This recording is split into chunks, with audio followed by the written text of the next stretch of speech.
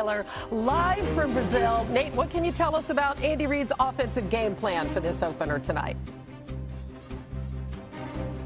Yes, Hannah, it is here at Corinthians Arena where the Chiefs hope that this is the launching point to a new start for the Kansas City Chiefs offense. And when I say that, Hannah, I mean explosion, right? So much of last season for the Chiefs was about dinking and dunking, elongating drives, and letting Mahomes figure it out on third down. But with this new offense that starts with Josh Simmons at left tackle making his NFL debut tonight, the Chiefs hope that they can be more explosive on offense, not only from a running situation with having a healthy Isaiah Pacheco and Querim Hunt as a duo, but Patrick Mahomes has three weapons that he really believes he can throw the ball deep to really exploit the Los Angeles Chargers secondary. That, of course, is the speedy receiver Xavier Worthy, Tyquan Thornton, and you have Hollywood Brown, who did not play in the preseason but will play tonight and be a key figure in the Chiefs offense. So for the Chiefs, a lot of what starts tonight is what they hope will be a situation that they can maintain through the course of the season, which is more explosive plays, more deep passes from Mahomes, and obviously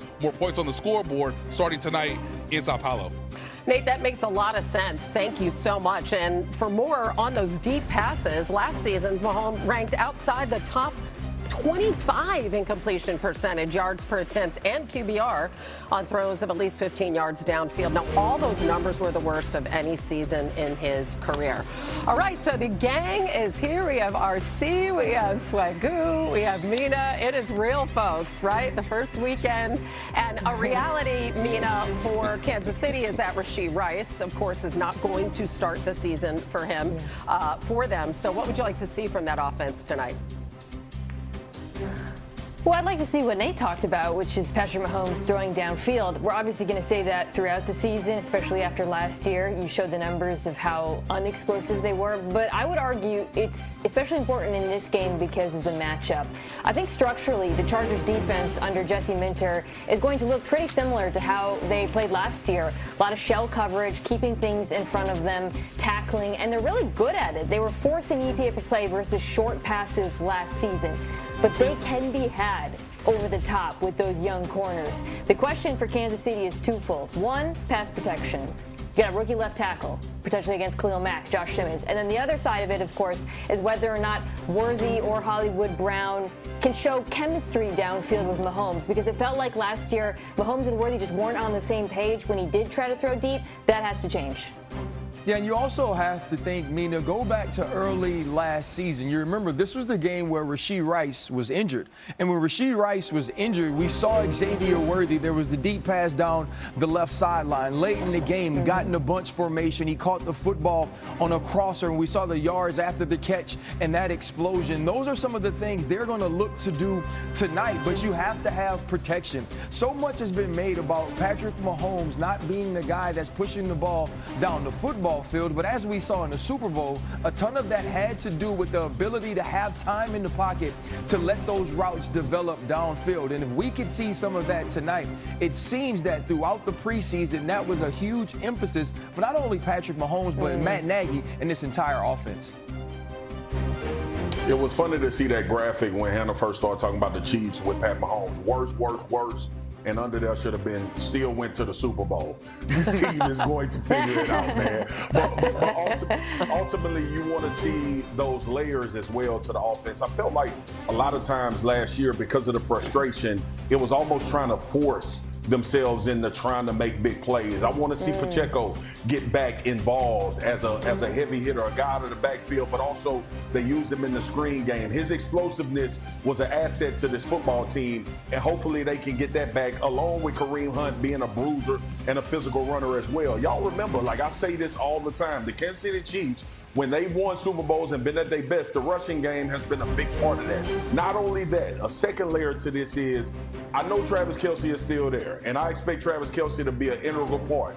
But who else is going to work that middle of the field as well? Will that be Noah Gray? Will they have another tight end that asserts himself this season where he becomes someone Patrick Mahomes can rely on as well? I'm not pushing towards the future, but they should be thinking in that regard and building some rapport with some of these guys behind Travis as well. Not saying he won't be a big part of it, but I want to see multiple layers to this offense. And in that regard, I think they can be explosive if they go that direction. Yeah, Chiefs, this is step one. run for them, trying to get to a 4th straight Super Bowl. What will you be watching for most closely tonight with KC?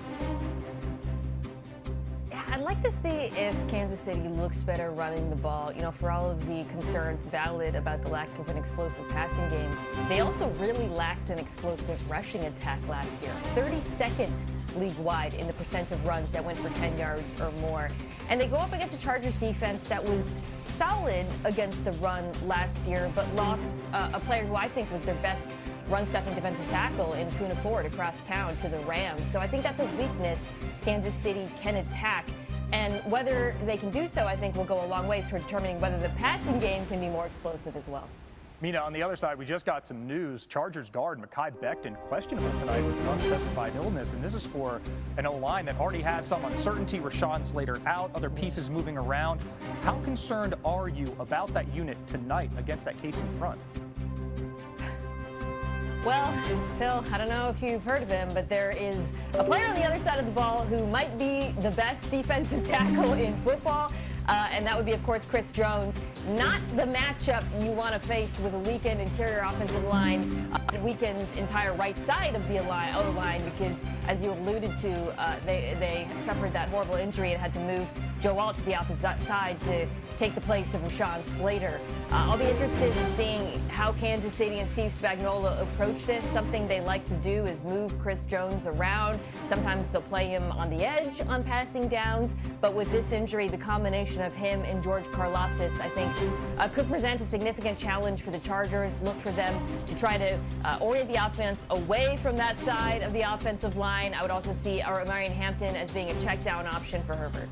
Yeah, Herbert sacked a career high 41 times last year. That O-line's got to keep them upright in what is technically a division home game. MK, thanks so much. We'll talk to you again in a bit. To talk about again, we're going to turn to one of our favorite games, and that is locks and keys. We're going to break down Sunday's big games with something we guarantee will happen. That's a lock. Also something that will play a big role in determining the outcome. That's a key. And we're going to start in LA. The Rams hosting the Texans on Sunday. Mina, give me a lock for this game. I got Kobe Turner, the Rams defensive tackle, getting a sack. So the Texans changed their offensive line.